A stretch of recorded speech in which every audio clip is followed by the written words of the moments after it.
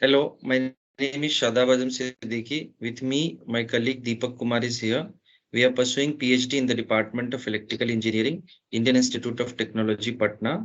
In this video, we are going to give the presentation on object detection technique for satellite images. So these are the outline of the presentation, which we are going to cover in further slide. So first we are going to start with the introduction, followed by applications, motivations and challenges involved in the implementation of object detection technique for satellite images. Then we are going to discuss the choice of training dataset, proposed work, and finally the conclusion. So now let us introduce the object detection technique, which is a general term to describe a collection of computer vision tasks that involves identifying object in digital images. So object detection is the combination of two individual algorithm, image classification and object localization. So first of all, we need to understand what is image classification. So image classification is the algorithm which predict the object in any image, and localization is the process by which we try to identify the position of the object in an image. So by combining these two individual tasks, we can perform the object detection. Now we are having application.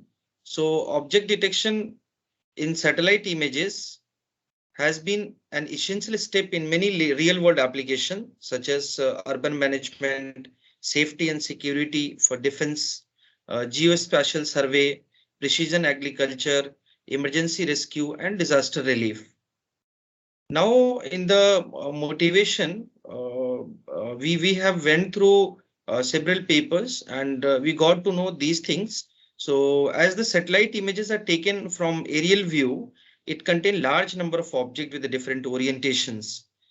And we'll go through this also in a detail, but we can see image detection can be performed with an axis aligned boxes, also called as a horizontal or vertical bounding boxes. So you can see in figure B, if the crowded instances are present in the image, it is very difficult to distinguish the object using axis aligned bounding boxes, like bounding boxes which is taken here, like horizontal or vertical. So it is very difficult if it is a crowded.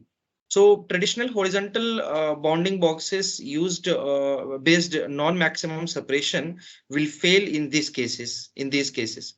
So therefore, these method use rotated non-maximum separation, which requires precise detection to address this problem.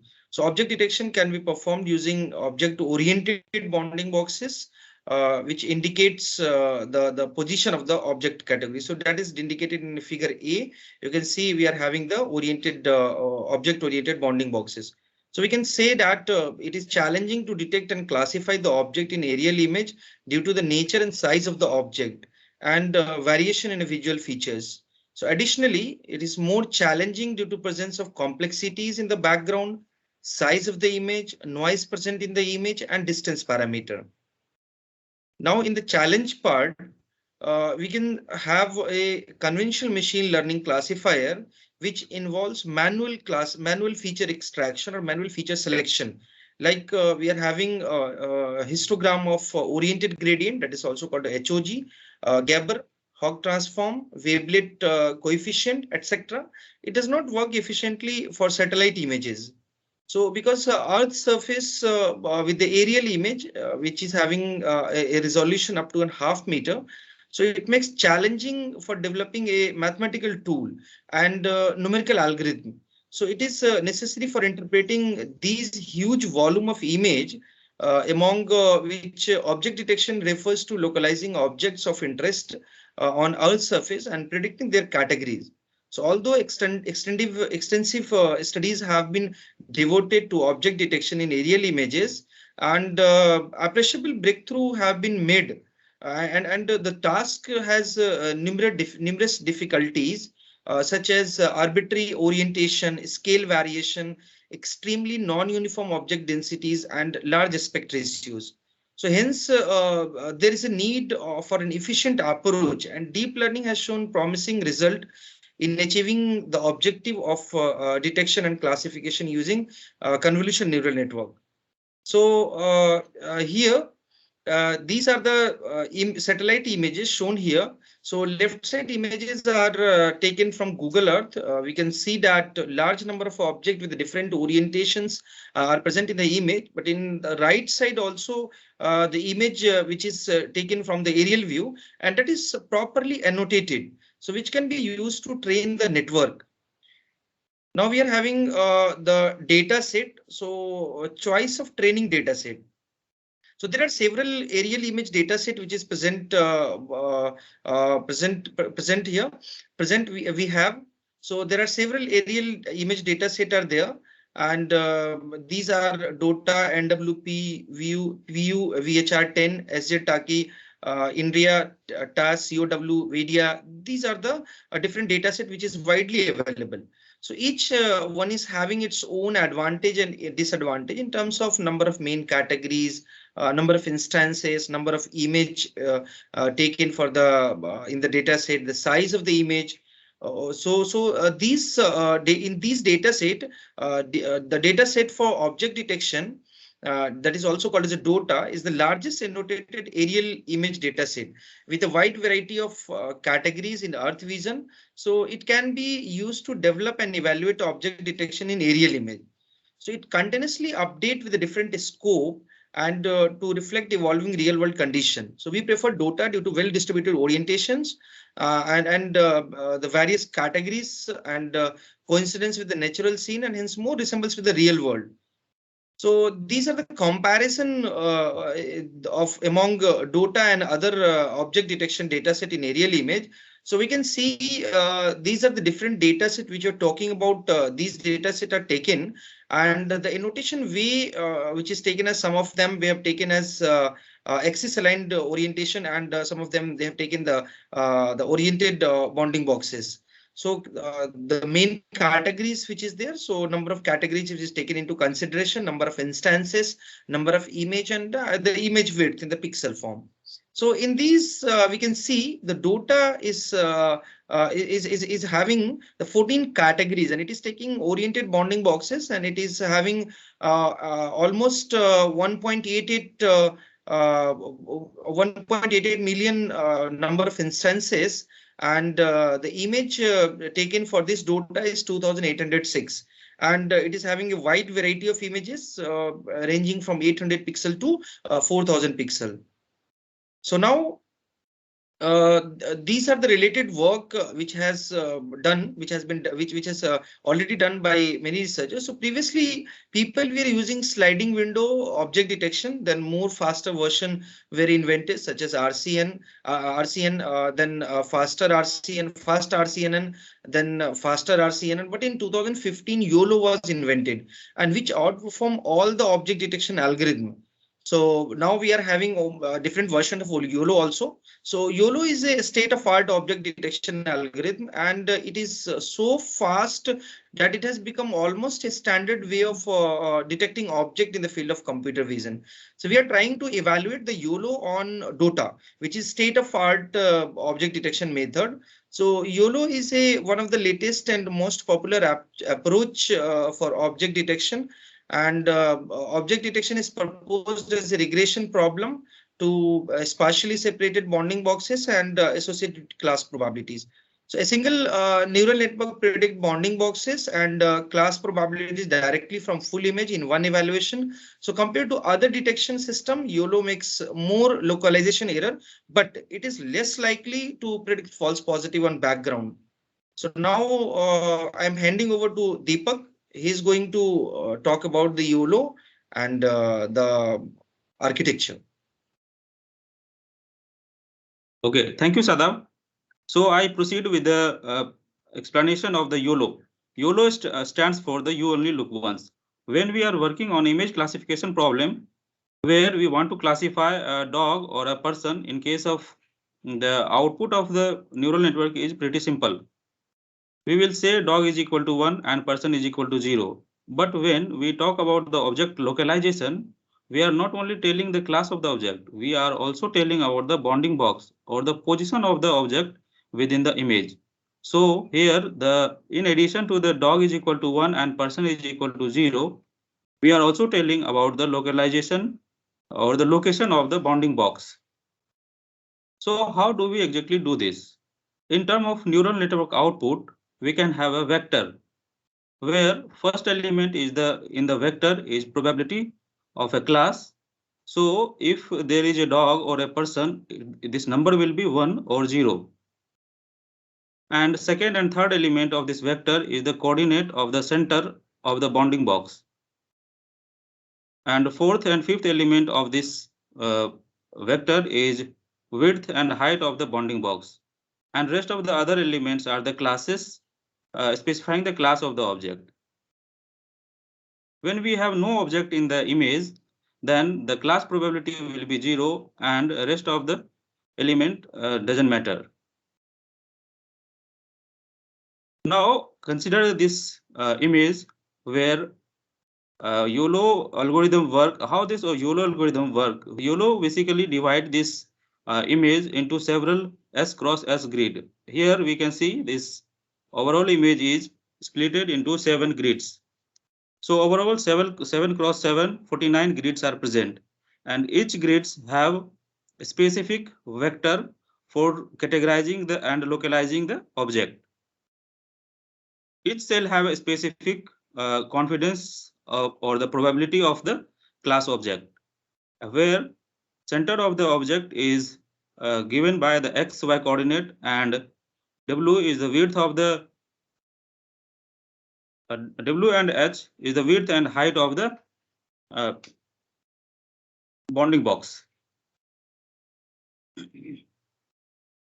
Now we can train the neural network to classify the object as well as localize the bounding box. We can have many images. Here we have taken only 3, and for each of these images there will be the corresponding labels. Since it is a supervised learning problem, we need to have a label, which is a vector of size 7 cross 1 for each corresponding image or each corresponding cell of the image. So we can train a neural network in this way that if we put an input, put a new image as an input, it will tell us a vector. And the vector is telling us the category of the image. Rather, this only work for the single object. If we have multiple object, what will we do? In an object detection problem, there could be many objects in a single image. There could be 2 dogs, 3 person, or the 5 person, 1 dog, etc. We don't know exactly how many objects are present in the image. So it is hard to determine the output of neural network. We can say, suppose upper max is 10. And so it can very easily categorize the 10 object by giving 10 cross 7 vector. But if there are 11 object in the image, so in that case, neural network will not work. And we have to do something else. Let's say we have an image and there is a 2 bounding box. In this image, YOLO algorithm will divide into a kind of grid cell where 4 by 4 grid is present, and there is no hard rule to have either 4 by 4 or 10 by 10. Anything can be possible. In a particular cell, we have 0, 0 coordinate as the left top corner of the bounding box, and moving clockwise direction, we can get other coordinate in the bounding box. And now we can create a vector which contains probability of the class, coordinate of the center of the cell, height and width of the cell, and class of the object. Since here 4 cross 4 grid cell is present, we have only here 4 cross 4 cross 7 volume of the label. Total number of cell is here 16, and each cell have vector size 7 cross 1 output. So now we have the image and corresponding bounding box rectangles. Now we can form our training data set. We are showing only here 3 examples in training data but we can have more than or around 10,000 of such an image with corresponding labels. So there will be 16 such vectors for training sample, and we can now train the neural network. And after the training, we can proceed for the prediction. How can we predict this? So when we give a new type of image, it can produce a 16 such vectors, which basically tells us the bounding rectangles for each of the object. So this is the YOLO algorithm. In YOLO algorithm, we are not repeating this process. We are just putting overall data set, and it give it work for the 16 iteration in a single forward pass. That's why it is called you only look once. Now, in this basic algorithm, we need some tweaks because there could be some few issues with this approach.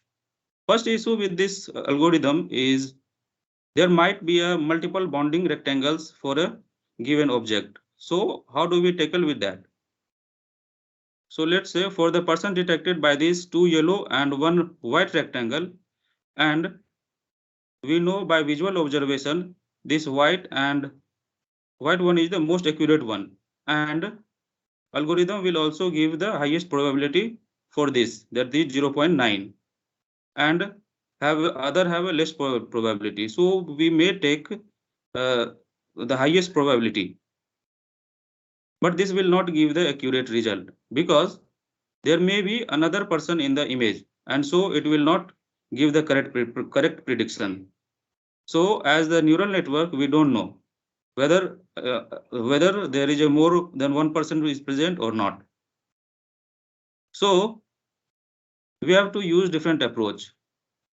We have to use this concept is called intersection over union. In intersection over union, basically we take the rectangle with highest probability 0.9 and which is white rectangle, and the other rectangular of the same class, and try to find the overlapping area using IOU. Here the area indicated by the orange color is intersection area, and the area indicated by the purple color is union area. Now we take the division of these two, and we will get some quantity. If this is completely overlapping, then the value will be 1. And if there is no overlapping, then this value will be 0. So let's say IOU is greater than 0.65. So we take those rectangular for which IOU is greater than 0.65 and kept the rectangular which have the class probability as max. Now we do the same thing for the dog object. In this way, we can train the overall neural network. Finally, this technique is also called a no-max suppression. After neural network has detected all the objects, we apply no-max suppression and we will get the unique bounding boxes around the specific object. Now, when two objects having the same center in the same grid, now we use a vector to represent the grid cell, but this vector represents only one class. So how to represent two class? So I have two vectors, one for the dog and other for the person. So instead of having 7-dimensional vector, we use a vector of 14 cross 1 by concatenating these two vectors. Basically, it has two anchor boxes. One anchor box is for dog and other anchor box is for person. If there is a 3 object having the same center, then there will be 3 anchor box. If the grid cell is small enough, it is less likely to be many objects belonging to the same grid cell. So we can say YOLO is a very fast algorithm. Even on the video clip, it can very easily detect the object. It is the most modern way of detecting the object. So we are in the computer vision field and want to perform the object detection. We have to use the YOLO because it is fast and accurate. So moving to the proposed work, we are going to propose a new way of YOLO algorithm by modifying this to get the actual uh, application to detect the object in satellite image with proper bounding boxes, because YOLO algorithm generally trained for the general images. It is not trained for the satellite images. So this is the work for the project part 2. After this, we can conclude the presentation that the image detection and classification. Image detection is the process of combining these two algorithm, classification and localization. And for this, we need proper data set. And here we will use a DOTA data set which is properly annotated and well distributed. We will use a DOTA data set, and YOLO algorithm give the promising result for the general images. So we will try to modify the algorithm so it can work for the satellite image also. And finally, these are the references from we have made this presentation, and thank you.